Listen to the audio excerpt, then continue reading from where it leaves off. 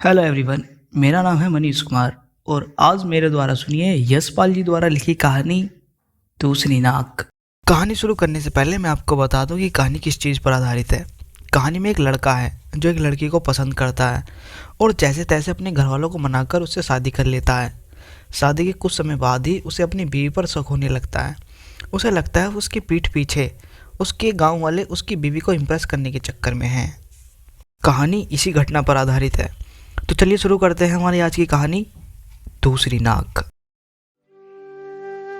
लड़के पर जवानी आते देख जब्बार के बाप ने पड़ोस के गांव से एक लड़की तजवीज़ कर ली, लेकिन जब्बार ने हसबा की लड़की सब्बो को जो पानी भरकर लौटते देखा तो उसकी सुध-बुध जाती रही। जैसा कथा कहानी में कहा जाता है कि शहजादा नदी में बहता हुआ सोने का एक बाल देख सोने के केसधारी सुंदरी के प्रेम से आहत महल के अटारे में उपवास कर लेट गया था।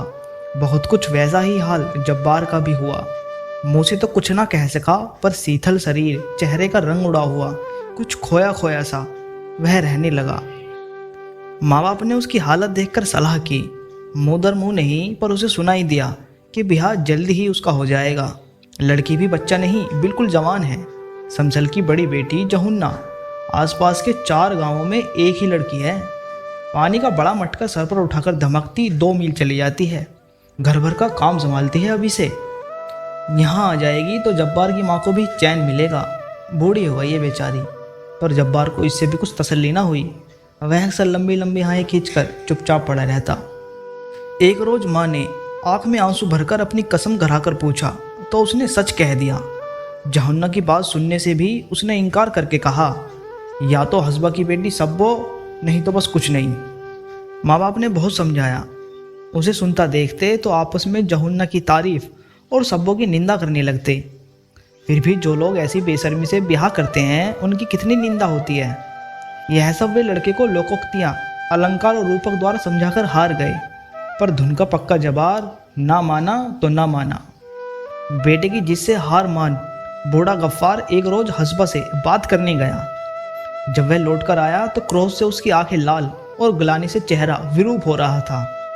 बंदूक कोने में रख, कंधे की चादर जमीन पर फेंक वह जमीन पर ही बैठ गया। जब्बार की माँ ऊँटों को बेरी की पत्तियां खिला रही थी। तुरंत बूढ़े के समीप दौड़कर आई। जब्बार दूर से ही उत्सुक कान लगाए था, मानो बूढ़ा फटा पड़ा।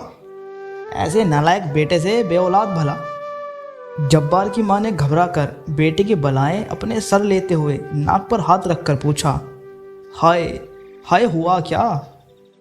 बूढ़े ने कहा, होगा क्या? ऐसे बेशरम बेगैरत लड़के से और होगा क्या?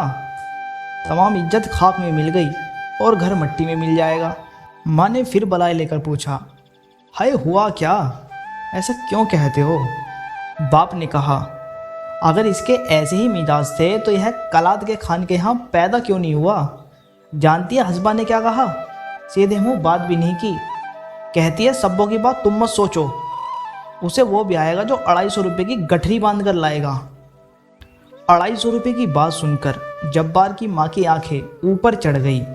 बूढ़ा बोला, तू भी बूढ़ी हो गई, तू ही बता, तूने कभी ऐसा तूफान सुना है उम्र में? 250 रुपये कोई चीज़ ही होती तो देखा भी जाता। समसल से मैंने जहुआ के लिए बात की थी, उसने लड़की के 80 मांगे थे, आखिर 60 पर तैयार है। उसकी लड़की भी एक आदमी है और वह बज्जात मांगता है 250। और फिर तू बूढ़ी हो गई, तू ही बता, रंग जरा मैला हुआ तो क्या और जरा सांझ हुआ तो क्या, औरत औरत सब एक। तुझे अपने काम से मतलब कि रंग से? अभी 6 महीने नहीं हुए इसके लिए बंदूक खरीदी थी तो वह ऊँट बेचा था। 250 रुपये उम्र भर कमा तो पाएगा नहीं, और शान ये है। अच्छा तू ही बता, इतनी बूढ़ी हुई 250 रुपये कभी औरत के दाम सुने हैं? 250 रुपये में फिरंगी की तोप खरीदी जाती है। जब्बार ने सुना और आँख को सीने में दबाकर करवट बदल ली। इकलौते बेटे का यूँ दिन रात बिसूरना माँ बाप से न देखा गया। बूढ़े ने कहा, मेरा क्या है, पका फलूँ कब टपक पड़ूँ, जो कुछ है इसी के लिए है। रोजी का सहारा ये 2 ऊँट हैं, ये भी जाएंगे तो खुद ही फिरंगियों की सड़क पर रोड़ी कूटने की मजदूरी करेगा। लोग यही कहेंगे, कि गफ्फार का बेटा मजदूरी करने लगा, सो इसकी किस्मत मैं क्या सदा बैठा रहूँगा। आखिर दोनों ऊँट भी बन्नों के बाजार में बेच दिए गए और सब्बो जवार की बहू बनकर घर आई। सब्बो को इस बात का कम गर्व नहीं था कि उसकी कीमत गिनकर 250 रुपये चुकाई गई थी। पानी भरने जाती तो आधा ही घड़ा लेकर लौटती, वह भी लचकती बल खाती। पड़ोसन की मीरन ने समझाया, ऐसा नखरा ठीक नहीं, मर्दों को काम प्यारा होता है, किसी रोज ऐसी मार पड़ेगी कि कमर सदा को लचक जाएगी। अपनी कान तक फैली आंखें मटकाकर और हाथ का अंगूठा दिखाकर सब्बो ने कहा, मेरे बाप ने 12 बीसे और 10 रुपये गिनकर मुझे मार खाने के लिए यहाँ भेजा है, कोई हाथ तो लगाए। तेरा क्या है, तेरे मर्ज ने 3 पैसे में तुझे लिया है, लंगड़ी लूली हो जाएगी तो एक और सही। गजब की शौक और शौकीन थी सब्बो। वह काले मखमल की वाइसकट पहनती जिसकी सिलाइयों पर सीप के 300 बटन टिके थे। अपने बालों में मक्खन लगाती और बाहर जाने से पहले पानी का हाथ लगाकर उन्हें संवार लेती।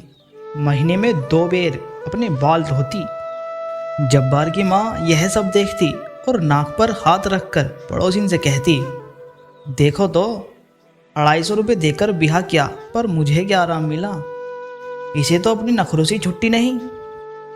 बूढ़े ने बेटे को समझाया, जवानी की तेरी उम्र है, कुछ कमाई अब नहीं करेगा तो कैसे निभा होगा, यूं घर बैठे रहना तुझे सोहता है। रोजी का एक जरिया मेरे ऊँट थे, सो तेरे ब्याह में ख़त्म हो गए। अब तू कुछ नहीं करेगा तो क्या मैं परदेश जाके मजदूरी करूँगा। मन मारकर जवार को कमाई करने बन्नो जाना पड़ा, लेकिन उसका मन गांव में ही रहता। पूरा सप्ताह जब्बार को बन्नो गई नहीं हुआ था कि सब्बों की याद से बेकल हो एक दिन आधी रात में उठ अपने गांव को चल दिया। 16 मील चलकर जब उसे ऊषा की अस्पष्ट आभा में पहाड़ी पर अपने गांव की छत दिखाई दी तो वह ठिठक गया। अपने गांव की क्रुद्ध मूर्ति और पड़ोसी की लांछना के विचार ने उसके पैरों में बेड़ियां डाल दी। वह एक चट्टान पर बैठकर अपने घर के दरवाजे की ओर देखने लगा। उसने सोचा, पानी भरने सब्बो निकलेगी तब उसे एक आंख देख सकूंगा, बावड़ी पर चलकर बैठूं। सब्बो पानी भरने आएगी तो 2 बातें कर कर लौट जाऊंगा। सब्बो पानी लेने आई तो 2 सहेलियों के साथ। जब्बार 30 कदम पर एक पत्थर की परोड़ में बैठ धड़कते हुए दिल से देखता रहा, पर एक शब्द भी न बोल सका। बोलता कैसे? वह दोनों पड़ोसी बदनाम कर देती। दिल पर पत्थर रखे जब्बार देखता रहा। सब्बो सहेलियों से चुहल करती मटकती लौट गई। जब्बार आहें भरता बन्नो लौट गया। जब्बार के विरह की आग में ईर्ष्या का घी पड़ गया। उसने सोचा, देखो मैं यहाँ परदेश में अकेला मर रहा हूँ और वह मौज करती है, उसे मेरा जरा भी गम नहीं। औरत जात में वफा नहीं होती। 8-10 दिन बाद यह फिर रातों रात का सफ़र कर सब्बों को एक पलक देख सकने और एक चुम्बन सा पा सकने की आस में गांव की बावली पर आकर बैठ गया।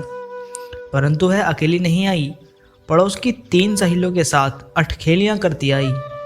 जब्बार उनकी बातों को कान लगाकर सुन रहा था। मीरा ने सब्बों की थोड़ी छुकर कहा, हाय तेरा नखरा, गांव के छेले तुझ पर जान दे रहे हैं, कसम तेरे सर की। सब्बों के चेहरे पर गर्व से सुरूर छा गया। वो पानी लेकर लौट गई।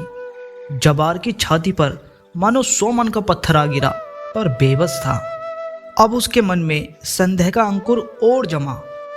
संदेह मनुष्य के शरीर में आकाश बेल की तरह बढ़ता है।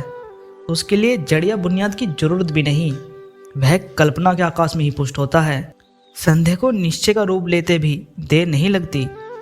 गांव में ऐसे कई लोंडे लुंगाड़े थे जिन्हें फितूर के अलावा कुछ काम न था। रहमान और अब्बास से हर बात की आशा रखी जा सकती थी।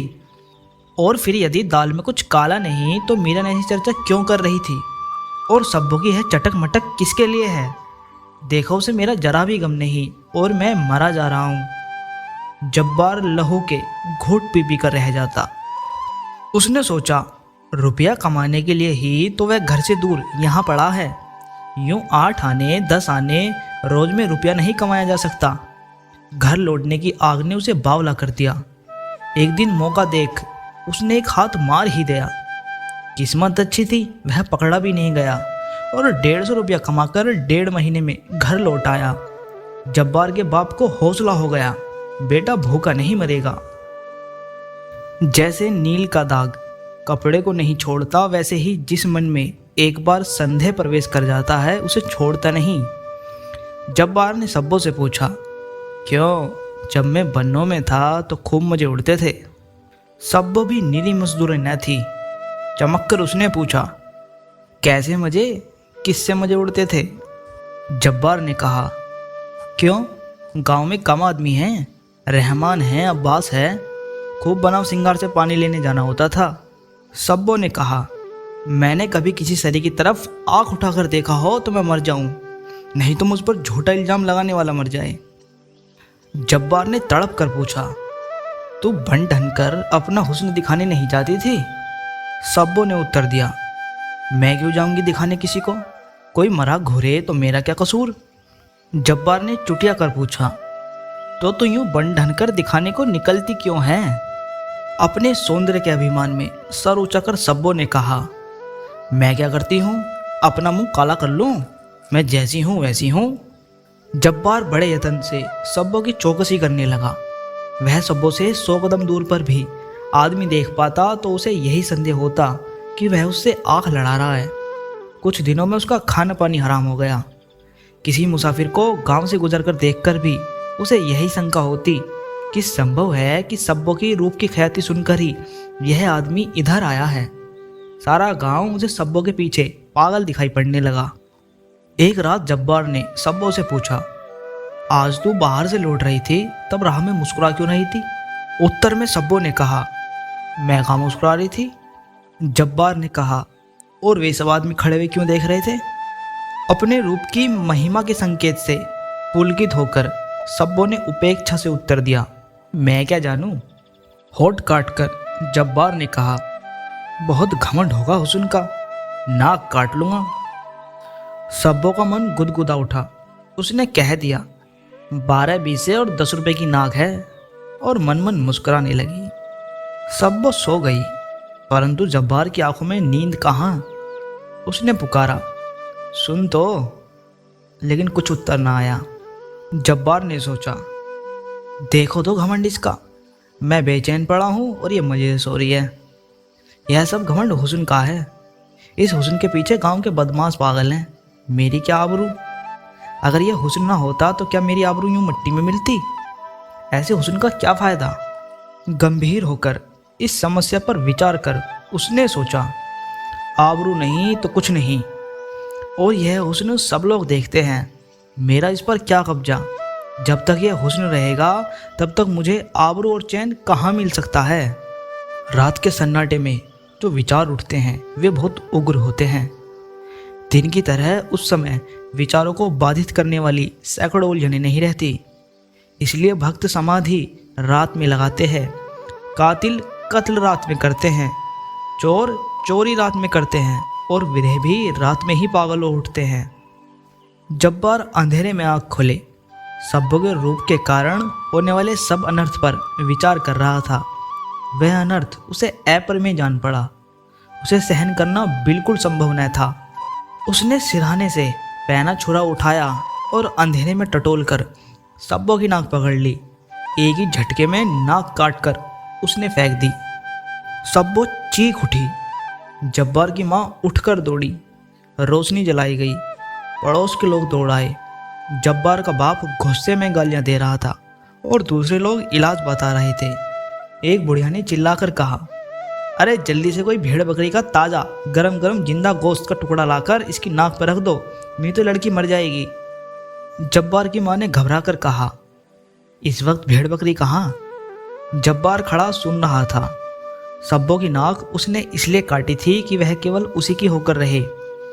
दूसरों की आंख उस पर पड़ना भी उसे सहन न था। वह सब्बों को केवल अपने लिए रखना चाहता था। दूसरों की आंख उस पर पड़ने से उसके दिल पर घाव लगता था। उसके मर जाने की संभावना सुनकर उसका दिल दहल उठा। जिंदा गरम गोश्त नहीं मिलेगा तो क्या। उसने वहीं पैना छुरा उठाया और अपनी जांग से जिंदा गर्म गोश्त का टुकड़ा काट कर सब्बों की नाक पर धर दिया। जब्बार के माँ बाप बिल्कुल पागल हो उठे और दूसरे लोग हैरान रह गए। सब्बो चेहरे पर घाव के दर्द के मारे खाट पर पड़ी कर्राती रहती और जब्बार जांग में पट्टी बांधे खाट की पटिया पर बैठा सब्बों के चेहरे पर से मक्खियाँ हाँका करता। जख्म के कारण सब्बों का तमाम चेहरा सूज गया। पानी का घुट तक निकलना उसके लिए दूभर हो गया। तिस पर बुखार। यह हालत देखी तो जब्बार ने उसका इलाज बन्नों के फिरंगी डॉक्टर वाले अस्पताल में कराने का निश्चय किया। स्वयं बड़ी कठिनाई से चल पाता था, परंतु एक रात सब लोग सो रहे थे। उसने सब्बों को कंधे पर उठाया और बगल में लाठी ले वह बन्नों के लिए चल पड़ा। नाक न रहने पर हवा होठों की अपेक्षा नाक के छेद से अधिक निकल जाती है और स्वर बिल्कुल नक्की हो जाता है। उसी आवाज में मिनमिना कर सब्बों ने कहा, मेम साहब कहते हैं विलायत से रबड़ की नाक मंगवाई जा सकती है। जब्बार ने घबरा कर उत्तर दिया, बस रहने दे, हमें नाक नहीं चाहिए। मुझे तो बिना नाक के ही भली मालूम होती है, मुझे क्या नाक औरों को दिखानी है। सब उदास हो गई। उसने खाना खाने से इनकार कर दिया। जब्बार के लिए बड़ी भयंकर समस्या आ पड़ी। उसने सोचा, बुरा हो इस मेम साहब का, मैंने एक नाक काटी, ये दूसरी बनाने को तैयार है। जब 2 दिन सब्बों ने खाना नहीं खाया तो जब्बार ने रबड़ की नाक की कीमत 40 रुपये डॉक्टर के यहाँ जमा करा दी, पर शर्त यही रही कि सब्बो नाक लगाएगी जरूर, लेकिन अगर गैर मर्द उसे घूरने लगे तो झट नाक उतार कर जेब में डाल ले। कहानी समाप्त।